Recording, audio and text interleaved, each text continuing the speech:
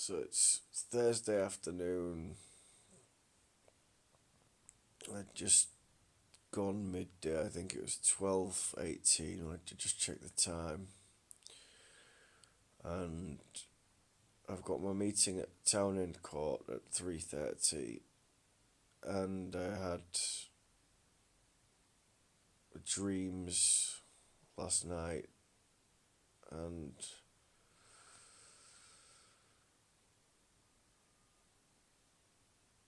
I'm healing.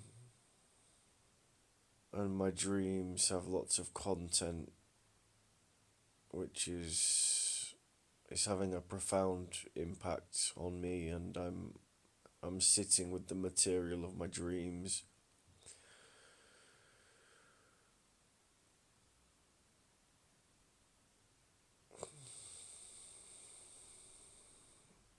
The when I think sometimes you can dream and you can forget about what you've dreamed, but there can still be an impact. So I'm going to speak about my dream, and this action is sort of breaking the fight, flight, freeze, fawn response. So to get the elephant out of the room, first of all, there were children in my dream, and I was at a school at one part of my dream.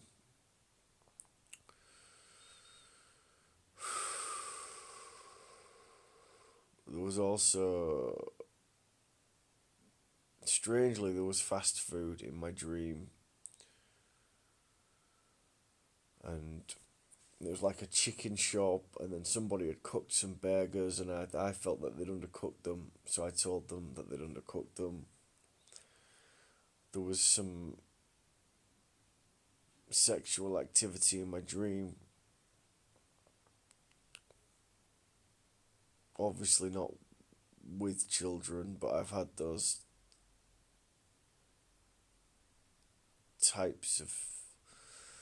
I've had disturbing dreams before with children involved, because obviously I'm a satanic ritual abuse survivor, and sometimes I have all sorts of horrible images in my mind.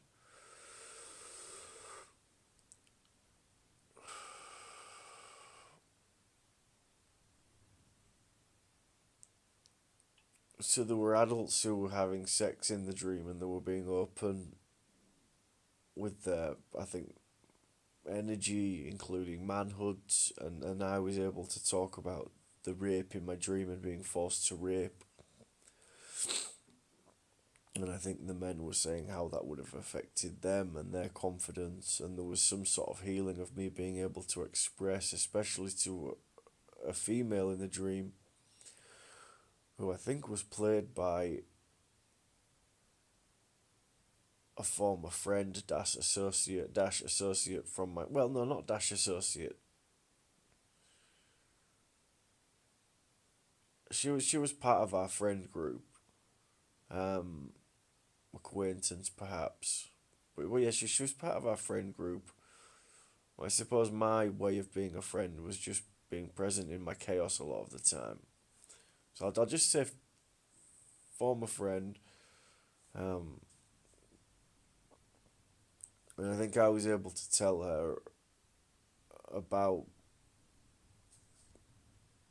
the graphic nature of the forced rape, and that was a release.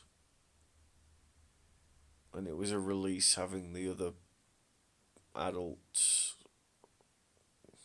Yeah, they were adults. And then I'm an adult, you know. It was a release having them, you know. It was a release and a relief having them know about the rape. And I think I helped at the school, and I think I was nervous. See, this is healing because obviously it's scary talking about children, any connection to children, and how I've been made to feel about myself, and how the impact of my trauma has affected my life. So I think I helped out at the school in one of the classes, but I think it was obviously I was nervous at first, and then it was like a really beautiful experience. And I think like spirit is telling me obviously I'm connected to spirit and I believe in spirit, but sometimes I'm aware of the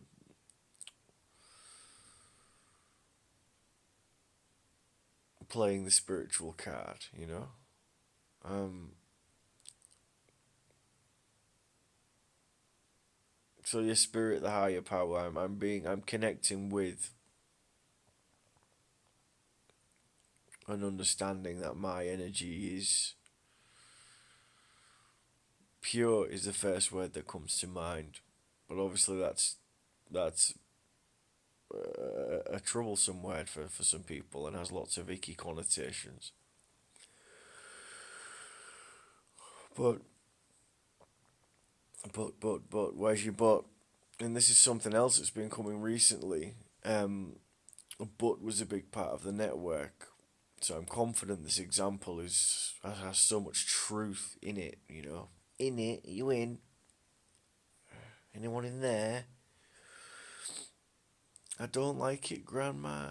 I don't like it, Grandma. But where's your butt? You need to have your butt and then you'll be alright. I don't like it, Grandma, but. Right. So they can't just accept that you don't like being trafficked and abused and tortured, which obviously the most graphic. I can remember a lot of the beatings from my mum, but the torture, some of the heavier torture is just sort of repressed fragments. I am the fractured remnants of the aftermath of lots of the torture. No, you don't like it, but oh, he's got his butt in now. He's all right.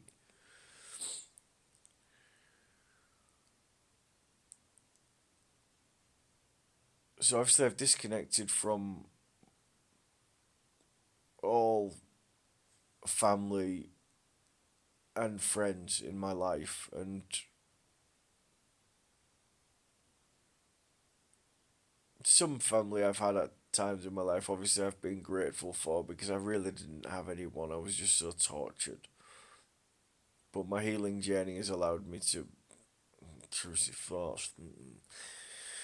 My healing journey has allowed me to connect with a different understanding of people, places, and things. So where am I?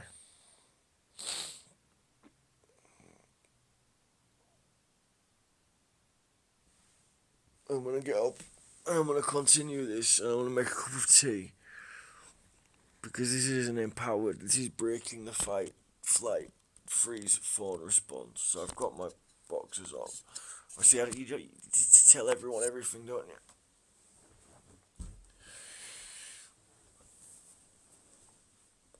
So yeah, there was also a person who runs a charity who played one of the people in the dreams. And I suppose I've previously been connected to this person, as have former family who I was connected to. And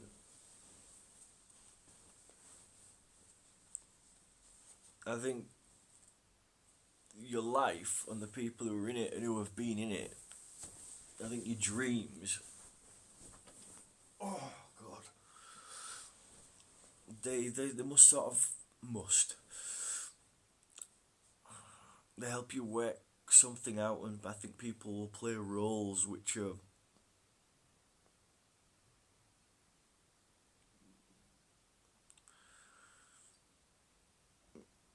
they'll play a meaningful role in your dream, which is sort of psychologically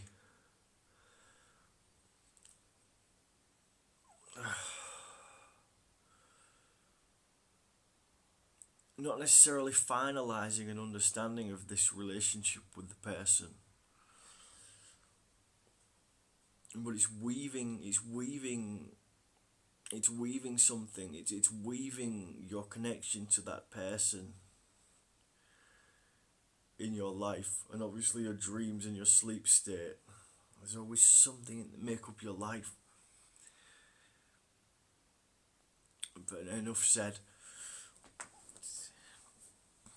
And obviously the network did something to my finger, it's repressed, and I wrote in the notes about them torturing my finger to keep me silent. I think there was like a pin by my main uncle abuser, and then pulling my nail off and then wrapping it real tight with tape, sellotape on the roll, and I think it's the ring finger as well. That's how satanic they are. And I think in the carpet shop, oh, where's yours? Where's yours? Where's yours? Where do you carry yours? And it's like an honour, obviously a satanic honour. And when I'm talking, there's always an energy somewhere in me that I can see that it's like a dark thing that I'm carrying, and obviously I carry the dark thing of the rape. Where do you keep yours? So there was a jeweller's. I recently went to the jeweller's, which could have been my inner child taking me on a journey as part of the healing. I went to different jewellers. Oh, me. And I think this is something I went where I went with my nana and my mum, perhaps on more than one occasion. But I would say again, confidently with my nana quite a lot, because she obviously played this role in society as some sort of fucking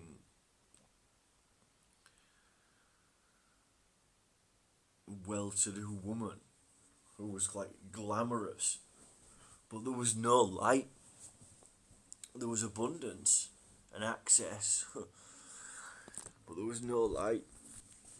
Oh God.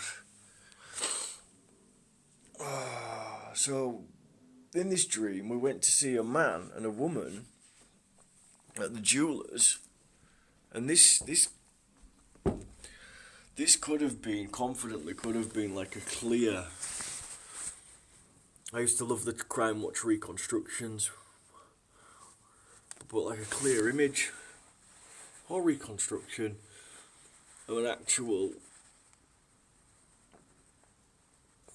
event from my childhood, a part of like being introduced to the network and just being groomed by my nana, what to say, what to do, blah de blah de blah. Sometimes looking at people and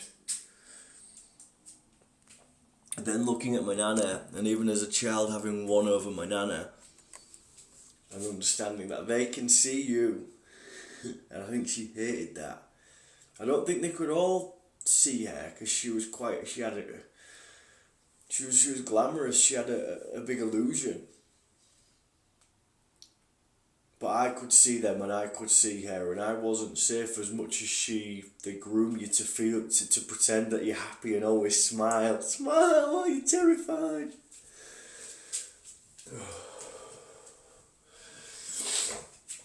I'm just doing my curtain. More thoughts. Because it's just hard to trust yourself. Really hard to trust yourself when you've been tortured and forced to torture.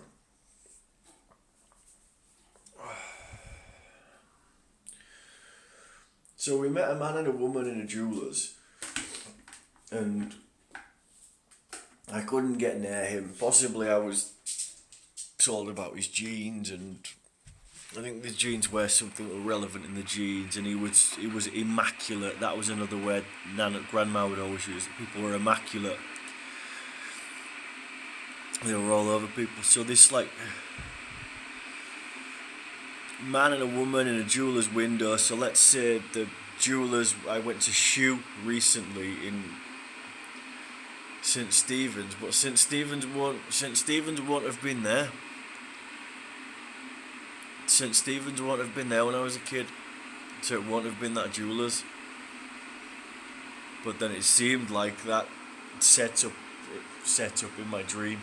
So jewellers, regardless of which jewellers it was,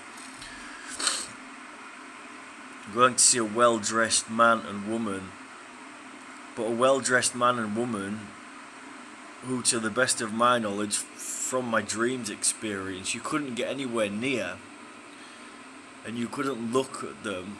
I don't think you could look in their eyes, Possibly she was trying to tell me to touch his jeans, and every time, or to get near him, and every time I tried to get near him, I couldn't.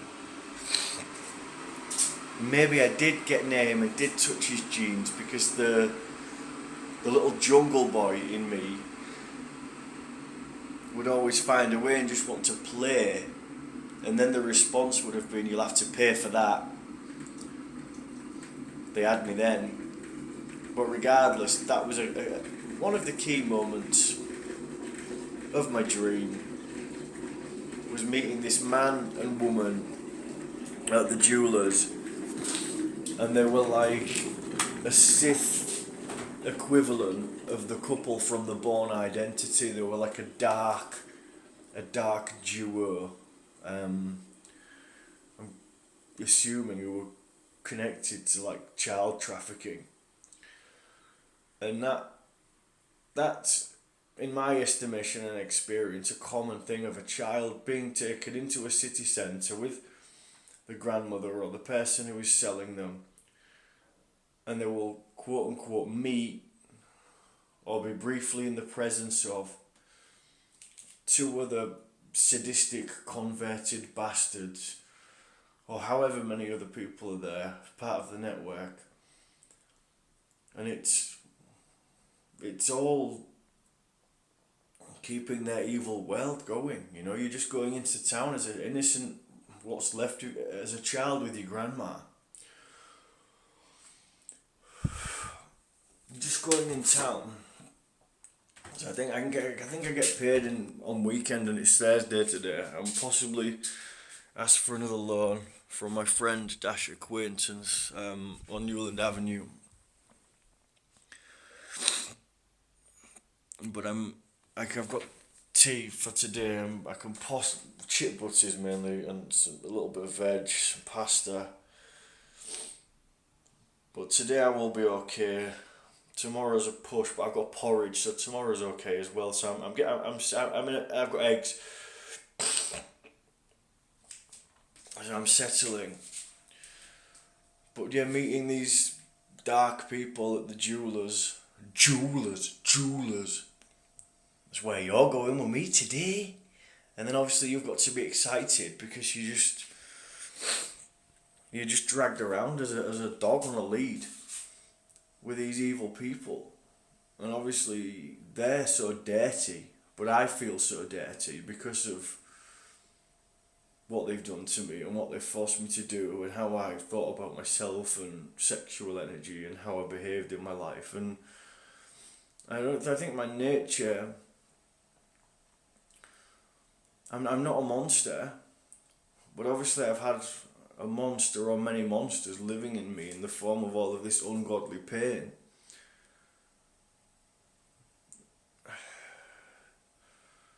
And when you don't know where we're going, we don't know what we're doing, we're driving on a road to nowhere. When you don't know where you're going and what you're doing, and you're just fucking lost and in so much unimaginable pain.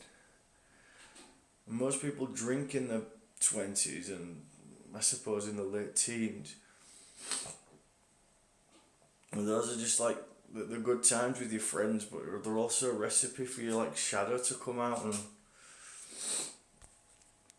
And so yeah, lots of moments from my dream. I don't really need to fill in any more gaps because that's a good enough understanding or like overview of some of the energy I'm working with. I'm gonna have a cup of tea, a banana, which I was gonna use in a comedy sketch, but I'm trying to protect my energy. I've damaged my banana. My last banana. Ooh, last banana. Cup of tea, banana, biscuit, porridge. I might have banana in my porridge actually. And then I'm going to go to town and court for my meeting and try and get another loan. If I get a loan off my friend, then I might be able to have a shave. Because it's nice to have this Gandalf beard. But I think when you're working with your energy, and just having a shave is nice and just helps the dust settle. And I don't want to tempt fate with respect to my living situation, but it appears there's a change in the energy and the war. I said to um, one of the members of staff who runs the company from my landlord, I said sometimes you've got to kill the war to get to the peace. And unfortunately, that's been a theme in my life for quite a long time. And I think a lot of my life is karmically appropriate from where I come from. And I think that's healing. You're healing your generational trauma, and if you want to get through to bliss, and you've lived in a different frequency of hell, and sometimes you've caused hells, and so much hell's been done to you, and you live in this energy of like, no, this is the bracket that you're supposed to stay in. It takes a lot of spiritual healing work to start to ascend and to kill the wars and to get to peace. So, as horrible as it is, and as dissatisfied as it is, and as like hard done by, which was I think an expression from my mum, as I feel, I understand that I'm ascending and I'm here for a reason. So it's probably I understand this level of pain and stress and dissatisfaction in relation to who my parents were and a satanic murderous paedophile network that I survived, and my evil, torturous, murderous, brutal, satanic childhood, and being forced to rape my girlfriend in my 20s so the system didn't kill my little brother. I understand the chaos in my life as I work towards creating more peace, and I'm patient because I'll die one day, and God willing, that will be a day when I really truly get peace. Also, I'm working towards peace in life before death. Thank you.